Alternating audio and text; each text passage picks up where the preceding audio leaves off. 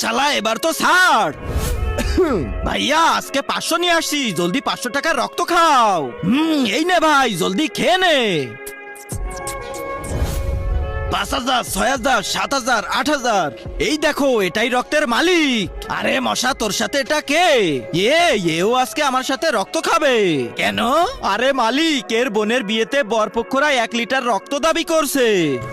আচ্ছা তাহলে জলদি জলদি রক্ত নিয়ে নে আর টাকাগুলো দিয়ে দে। যাক, এবার 1 কোটি পুড়ে গেছে। মালিক একটা কথা বলবো? হ্যাঁ বল।